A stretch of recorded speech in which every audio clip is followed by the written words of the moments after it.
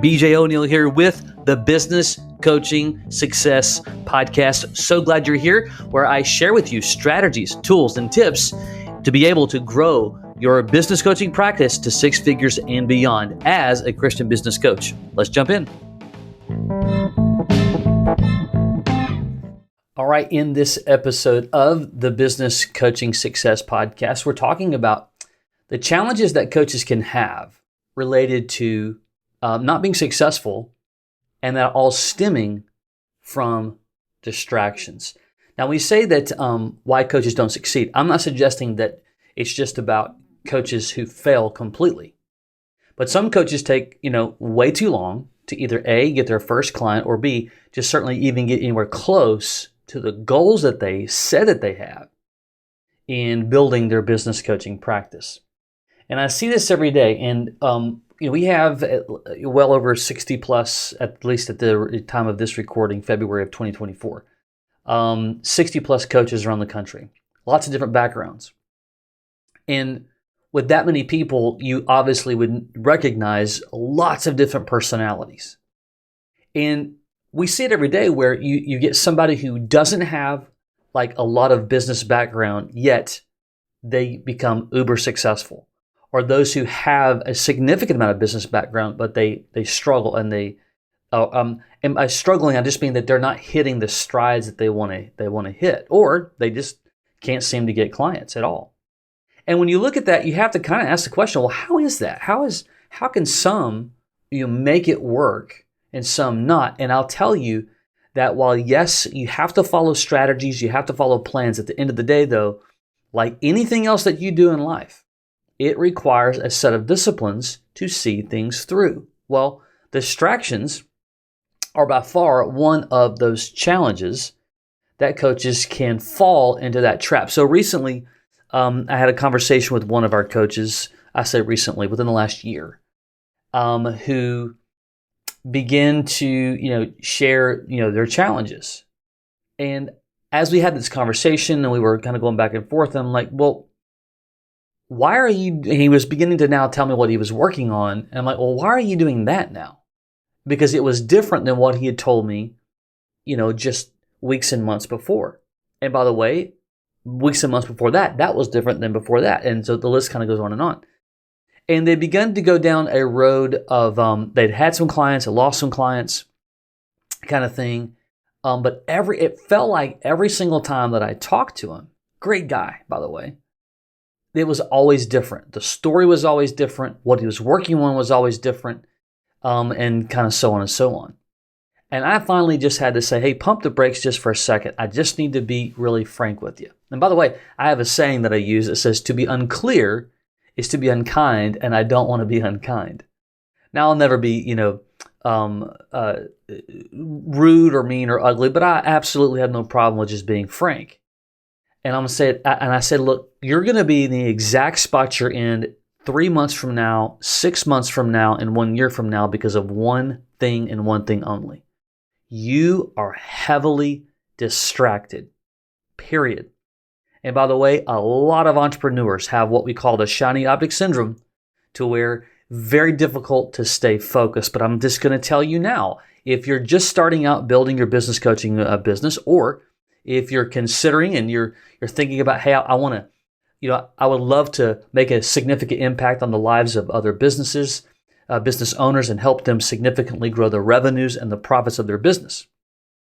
If that is you, I need to tell you that one of the underbelly foundational principles is discipline and avoiding or working hard to avoid distraction as much as possible. So just a few things I want you to think about as you, again, if you're considering coaching or if you are already coaching as it is right now. Now, specifically, if you don't know, I work with Christian men, giving them a done-for-you, six-figure business coaching practice so that they can live life on their terms.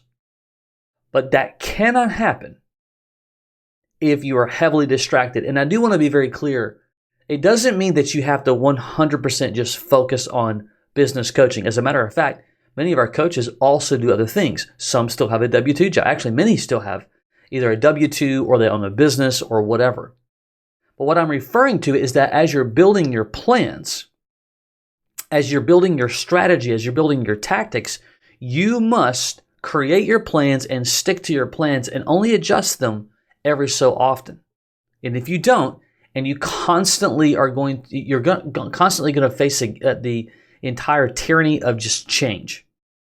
And that's not going to help you at all. So challenge number one is lack of follow through. Because of the distraction, the plans that we have, the plans that we create, the plans that we work through, the plans that we, either work with your coach or other accountability partners, whatever, if you don't see those through because of distraction, it's going to make it very difficult for you to be able to succeed. Let me give you an example. I think examples help in most cases. You're going to have to make a decision in building a coaching business. Where am I going to get my leads and clients? Like, what's that process going to look like? How am I going to reach out to people and so on? Well, one of those strategies by far is your sphere of influence. And when we talk about that, I mean, everybody knows, you have a neighbor, you have family people, you have people that go to your church. You've got, a dentist, you probably know a banker and so on. Well, those people are collectively make up your sphere of influence. And there is a solid way to approach them to get connected to people that they know, period. And so many coaches avoid this because they don't understand how to do it. Even with the best plans, even with the best strategy, it doesn't mean that it's just going to be, snap your fingers and voila, you now have, all these leads coming in from your sphere. No, there's a process, there's a plan, then you have to go work it. Right? And so let's just say that, you wrote down 50 people in your sphere of influence and you begin to work down the path of connecting with each of those. Number one, we have to understand that people are busy, right? Some people are going through challenging times. Some are just, they're traveling. There's like 1,000 different things that go on. You are not necessarily at the top of their list today. But what happens is coaches will do this for a few days, a few weeks, whatever. And because they don't see the volume that they think that they should see, they begin to take their foot off the gas. In other words, their output begins to lessen. They get frustrated that they're not seeing results that they want to see because they inaccurately have this idea that it's just going to be completely simple and you're going to be in front of a ton of people in no time. While that can work, it only works when you're consistent. And so when that happens, they take their foot off the gas and then they think that a different strategy is going to work far better. And they get distracted by not following through over time the plan that they said that they were going to use to build their leads and their prospects. Get my words out. And so that alone is a distraction. And then what will happen? The individual that'll do that right there, they'll get distracted with the next strategy, claiming it's going to work better. And here's what's going to happen. Because of a lack of discipline, they're going to apply the same type of lack of effort. It's not going to work as well. And guess what? They're going to get distracted because of lack of follow through and they'll say, well, this is over here is a lot better. And so we see this constantly versus the coaches who apply discipline to stay consistent over time and see things through are the ones who do get leads, who do get prospects, and who do get clients. This is not rocket science, and I definitely don't want to talk down to you. I'm just telling you right now, the one that will follow through and quit making excuses and just do it will succeed. Point blank, period, done. Happens every day. I see it all the time. Okay. Number two, just the paradox of abundance of ideas. Look, I'm an ideas guy. But the problem with all of the ideas is that number one, it's when you wake up the next day with a different thought, we have this, dopamine hit that just rushes through us because we think, oh my gosh, I got to do that. Now, there might be occasional moments where that might be true, but by and large, it's not, because it's going to distract you from the plans that you've already created. Okay? So what you need to do is you need to create a list, or I should say a place where you're going to house all of these ideas For me, I'm an Apple person, so I just use Apple Notes, and I have a place where every single time I get a new idea, I write it down, I close the book, right, and I get back to my plans. And unless there's just something about that new idea that's so revolutionary, I have learned the sabotage that'll take effect by jumping from one idea to the next, to the next, to the next, and not seeing something through. As a matter of fact, my encouragement to you is when you get that new idea, sleep on it a few nights and see how you feel about it. If it's a Monday, you got an idea, see how you feel about that idea on Thursday. See if you're still as excited. Because the one thing I absolutely love about the entrepreneurial spirit is enthusiasm and ideas. But the problem is, if you're not careful, you'll let those ideas rip you from your strategy and your tactics for success. Let that sink in. And by the way, sleep is the great eraser of the mind. And oftentimes when we go to bed on something, we wake up the next day, that enthusiasm that we had isn't always the same. It will be for the things that we love the most, but when they're just flighty ideas, here today, gone tomorrow, they will flee. And so you want to just keep a list of those ideas. You want to stick to your plans, okay? And the third issue, I should say, and the last, is inefficient time allocation to a plan to master. I want to say that again. An inefficient time allocation for a plan to master, whatever it is that you're mastering. Look, a significant part of growing a business coaching business is staying in the networking game, meaning staying connected to people, getting to know new people, adding value, building trust, developing strong relationships in all the ways. But when you just do things, you just dabble in them, you're going to get dabble-like results. And so you want to have a heart, you want to have a desire, you want to have a plan for mastery. Mastery. Let that sink in. You cannot afford to do things halfway.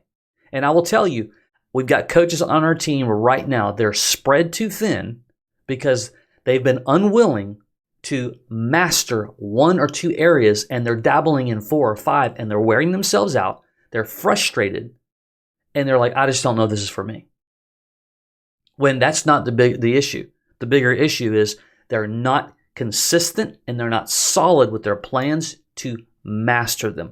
Over the weekend, or I should say last week, we had a water issue in our home, and some water got into our kitchen ceiling. Not a lot, but enough to, make a mess. We'll say it that way, but nothing crazy, and not enough to make an insurance claim, and certainly not enough to probably hire someone to fix some of the ceiling areas that just needed to be fixed. I can do some of those things by myself. All right, and so I begin to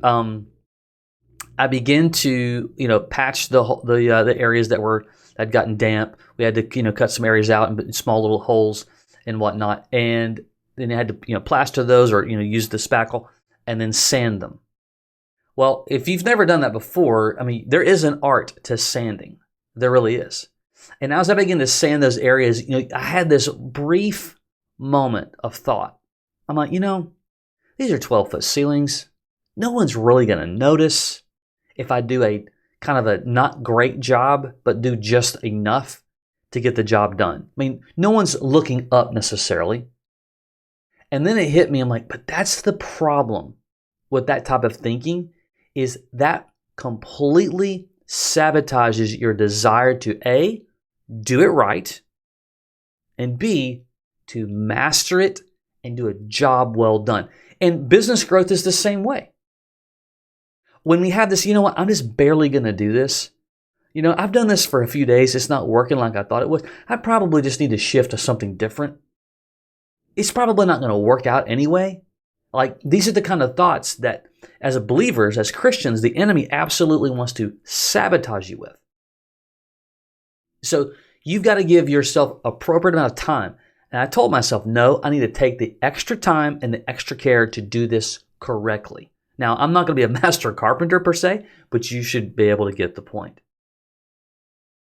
So I hope these keys are sinking into you. If you're considering becoming a coach, I will tell you right now, have a heart for mastery, number one. Have a heart to see things through. Have a plan to trap all of your ideas, but stay consistent to just a couple of them, because you do not need more than a couple at a time. There's basically only about eight or so areas that a coach is ever going to use to build their business coaching business. And just because one thing is amazing for one coach doesn't mean it's going to transfer exactly the same way for another. And so you do got to find what works for you, but bigger than that, you have to spend the time to master it, to be dedicated, and to not get distracted on the days it's working, on the days it's not working. And when it's not working, you find out why and adjust. You find out what are the things I need to do to make it work. It will work. Networking works. Doing your workshops work. Connecting with your sphere of influence and getting to know others absolutely works. Creating partnership opportunities for referrals absolutely works. It only doesn't work for those who aren't consistent to see it through. That's when it doesn't work. And so if you're coaching right now and the avenue that you're using isn't working, number one, if you haven't chosen one, there's part of your problem.